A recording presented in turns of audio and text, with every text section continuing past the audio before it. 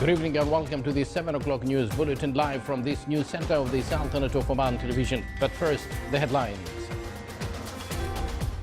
His Majesty Sultan Qaboos issues 3 royal decrees.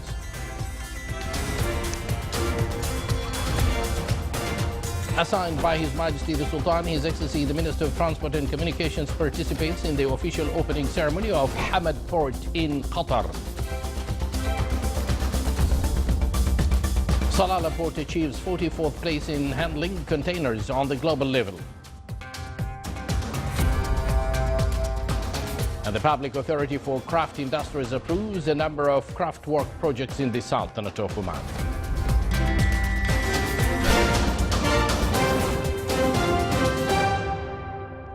Good evening once again, and thank you for joining us. Those were the headlines, and now the news in detail. His Majesty Sultan Qaboos has issued 3 royal decrees. Royal Decree number 42/2017 on forming the Board of Governors of Central Bank of Oman. Article 1 states that the Board of Governors of Central Bank of Oman shall be formed under the chairmanship of His Majesty the Sultan and with the members of a Deputy Chairman of the Board of Governors of Central Bank of Oman and the Secretary of the Minister of Finance, Executive President of Central Bank of Oman, Chief Executive Officer of Capital Market Authority, and Sheikh Mohammed bin Saud bin Salim Bahwan al-Mukheni, Dr. Saif bin Abdullah bin Saif al-Shiri. The membership shall be for 5 years from the date of enforcement of this royal decree. Article 2 cancels all that contradicts and contravenes with provisions of this decree. Article 3, this decree shall be published on the official gazette and come into force from 11th of June 2017. Royal Decree number 43/2017 on appointing a Deputy Chairman of the Board of Governors of Central Bank of Oman. Article 1 appoints Sultan bin Salim bin Saeed al-Habsi as Deputy Chairman of the Board of Governors of Central Bank of Oman with his grade and financial benefits. Article 2, these decrees shall be published in the official gazette and comes into force from the date of its issue. Royal Decree number 44/2017 on appointing Executive President of Central Bank of Oman. Article 1 appoints Tahir bin Salim bin Abdullah al-Amri as Executive President of Central Bank of Oman with a special grade. Article 2, this decree shall be published in the official gazette and comes into force from the date of its issue. Assigned by His Majesty Sultan Qaboos, His Excellency Dr. Ahmed bin Mohammed al-Futaisi, Minister of Transport and Communications, participates in the official opening ceremony of Hamad Port in Qatar. The official ceremony was held at the area of al-Hul and was presided over by His Highness Sheikh Tamim bin Hamad al-Thani, Amir of the State of Qatar. Hamad Port is considered one of the biggest and modern ports in the Middle East, and it is expected that it will control more than 1/3 of trade in the Middle East. It will also provide more than 200% of the Qatari market's needs. The port includes warehouses for food commodities that are enough for 3 million population for 2 years. According to Qatar's National Vision 2030, the handling capacity of the port after completing all its stages will reach 7.5 million containers. Salalah Port achieved the 44th place among the best 100 international ports in handling containers on the international level, according to the annual report of Liuda International Group for Shipping. Oman newspaper mentioned that Salalah Port advanced 17 places internationally, achieving a growth rate of 29%. The newspaper also stated that the port handled 3.3 million containers. It's worth mentioning that Salalah Port comes 11th globally in the transit activities, and it is serving biggest international navigation routes. As part of its endeavor to support craft industries, the Public Authority for Craft Industries approved a number of craft work enhanced projects in the Sultanate. The authority is seeking to increase the economic and social growth rates of craft industry sectors in the Sultanate and take care of Omani artisans. These projects and initiatives aim to provide the local community with national craft products. The statistics showed that more than 180 craft establishments were registered in the country, in addition to more than 25 marketing outlets represented in Omani artisans' houses, in addition to local markets such as Saturday's Souk in some governorates. There are also mobile promotion exhibitions in commercial centers. The electronic marketing is also a new get to showcase Omani craft products. The Public Authority for Craft Industries intends to launch an electronic get to provide service benefits to artisans. The implementation project for water pipeline from water desalination plant in the Wilayah of Sohar to the governorate of Al-Dhahira will begin by the end of this year. The project is being adopted by the Public Authority for Electricity and Water as part of its plans to provide drinking water to houses and development projects. It included the establishments of main water supply pipelines at a total length of 200 kilometers and 9 cement tanks with storage capacity of 451,000 cubic meters in Sohar, Ibri and Dhank, and 5 pumping stations with a capacity of 144,000 cubic meters in Sohar. In the governorate of Dakhiliya, works continue in the establishment projects of water distribution networks in the Wilayah of Bahla. The project will cover more than 30 villages of the Wilayah. The works are also underway in the establishment projects of water distribution network in the Wilayah of Bid, which includes the construction of supply networks at length of around 6 kilometers and establishment of distribution pipes at the length of around 264 kilometers. You're watching the Sultanate of Oman television, and still to come in our news bulletin. The Niaba of Shasari in the Wilayah of Tamrit witnesses an increase in the agricultural projects.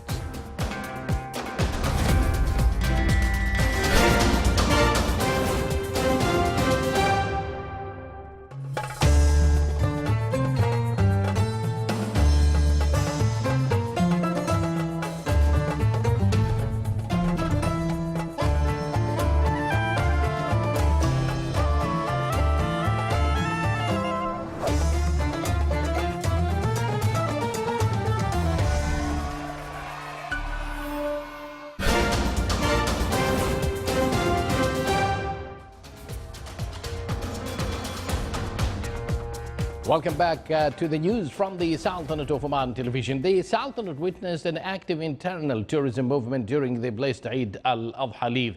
The touristic sites attracted thousands of tourists from inside and outside the Sultanate, namely Jabal al-Akhdar, Wadi Bani Khalid, Ras al-Jins, etc.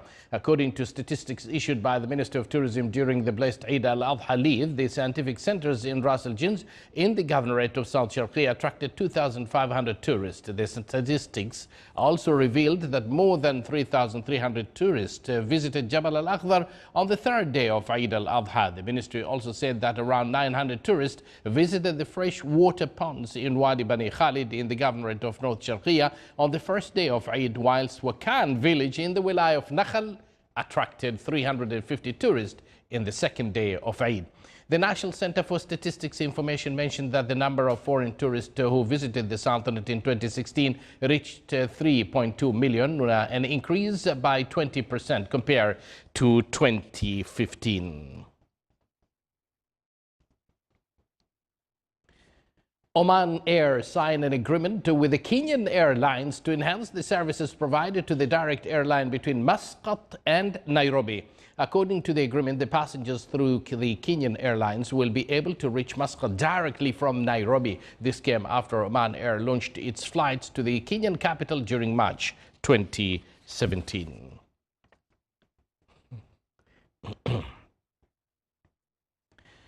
Oman oil price November delivery reached $51.41 per barrel. According to Dubai Mercantile Exchange, Oman oil price rose by 37 cents. The average price of Oman oil September delivery reached $47.63 per barrel, thus $1.10 higher than price of August delivery.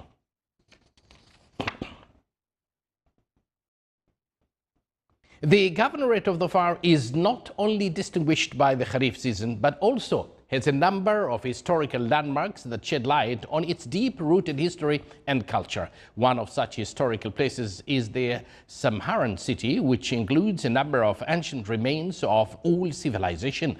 Meanwhile, Al Balid Resort is one of the well-known touristic places in the governorate, where the famous Frankincense Land Museum is located. Among the visited places are also the tomb of Prophets Ayub and Omran, peace be upon them. The governorate has a number of commercial markets that include all the necessary goods for the tourist and visitors.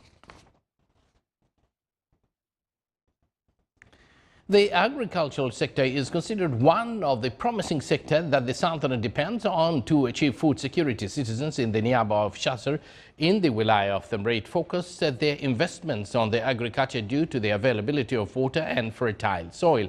The Niaba is famous for planting fruits and vegetables such as watermelon, cantaloupe, melon, tomatoes, green pepper and fodder, in addition to palm trees. Citizens in this Niaba have depended on the agriculture sector since the start of the Omani Renaissance, and the Ministry of Tourism has provided various facilities to farmers there, like drip irrigation systems, seeds and other agricultural equipment.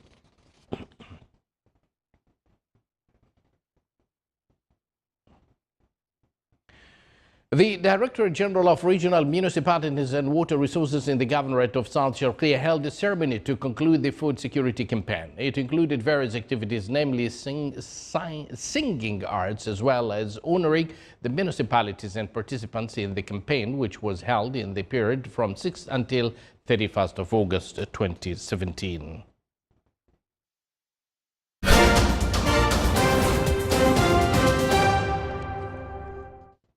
And now we move to the international news. Chinese President Xi Jinping and Indian Prime Minister Narendra Modi agreed that their countries needed to do more to improve natural trust, and that peace in their border areas was paramount for a positive future relationship. Xi and Modi met on the sidelines of the summit of the BRICS emerging economies in the southeastern Chinese port city of Xiamen. The BRICS nations are Brazil, Russia, India, China and South Africa. India's Foreign Secretary said that a more than hour-long meeting between the leaders was constructive about where the relationship should be going and will be going. India last week agreed to pull back troops from the disputed Doklam Plateau High in the Himalayas, where Chinese troops had started constructing a road. A 10-week standoff there was the two nations' most protracted decades, and added their long-standing strategic rivalry. The plateau is claimed by both China and the tiny kingdom of Bhutan, whose external security is handled by India. Now to South Korea. South Korean Navy has conducted a live fire exercise in waters off the country's eastern coast as Seoul continued its displays of military capability following North Korea's latest nuclear test. Seoul's defense ministry said that warships including a 2,500-ton frigate, a 1,000-ton patrol ship and a 400-ton guided missiles vessels participated in drills aimed at retaliating against potential North Korean provocations. Seoul said more naval drills are planned from Wednesday to Saturday in the country's southern seas. The South's Army and Air Force on Monday conducted a joint drill involving F-15 fighter jets and land-based ballistic missiles that simulated an attack on North Korea's nuclear test site, to strongly warn Pyongyang over its sixth and most powerful nuclear test to date. The U.S. National Oceanic and Atmospheric Administration is keeping a close eye on Hurricane Irma as it barrels towards the Caribbean region as a powerful Category 4 storm. One of its aircraft flew into the path of Irma to monitor the storm's progress and to gather data to enable more accurate forecasts. States of emergency have been declared in Puerto Rico, the U.S. Virgin Islands and all of Florida, while people on various Caribbean islands have boarded up homes and rushed to find last-minute supplies ahead of Irma making landfall. Irma's maximum sustained winds increased to 240 kilometers per hour. It was centered about 515 kilometers east of the Leeward Islands and moving west and at 22 kilometers per hour. A small residential road in West London on the flight path of Heathrow Airport has become a paradise for plane spotters who come from across Britain and beyond, armed with binoculars, cameras and flight tracking apps. Here is a report. It's not an ideal picnic spot for many, next to a main road and Heathrow, Europe's busiest airport. But for these plane spotters, a visit to London's Myrtle Avenue is a perfect day out. To be honest, it's just enjoying it. It's really peaceful, it's fun, it's cheap. Other than our picnic, we don't have to pay, exorbitant amounts of money like going to a theme park or anything. And I think it's fairly educational for my son as well. At Heathrow, around 1,400 flights take off and land every day, so optimal plane spotting requires careful planning. Fortunately, online sites and apps, such as Flight Radar 24, help spotters find the most interesting planes. It's a brilliant app, and I think it makes plane spotting so much easier because you can see what's around. You can predict when things are going to be coming in. Radios even allow them to listen in on conversations between pilots and air traffic control. 117, speed with 393 Bravo, goodbye. Plane spotting has been Ryan's hobby for nearly 60 years, though it's a passion not equally shared by his wife. She's been with me to Alaska, and you're by the airport at Anchorage, and after about 4 hours she gets bored, so we have to go and sightsee. Other aviation geeks don't need to go so far for their holiday. For them, a trip to Heathrow from the other end of the country and a stay in an airport hotel is enough.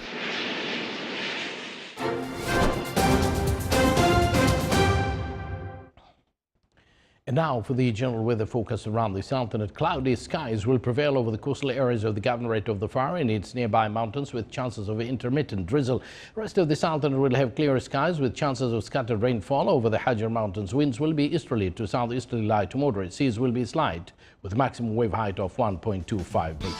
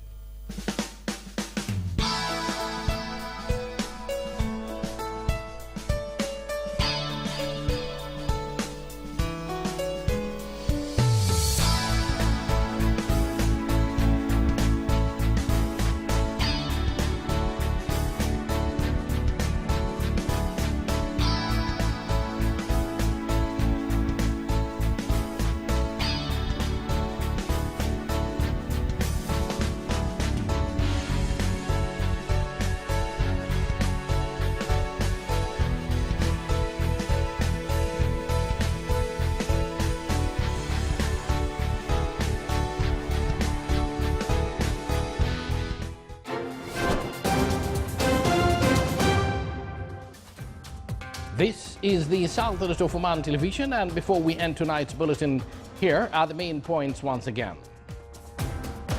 His Majesty Sultan Qaboos issues 3 royal decrees. Assigned by His Majesty the Sultan, His Excellency the Minister of Transport and Communications participates in the official opening ceremony of Hamad Port in Qatar. Salalah Port achieves 44th place in handling containers on the global level. And the Public Authority for Craft Industries approves a number of craft work projects in the Sultanate. And with that, we do conclude this news bulletin led by Salim Al-Ma'wali, Sultan Al-Bahri, and the chief editor Abdul Latif. From me and the entire news team, we thank you for joining us. Wish you a pleasant evening and good night.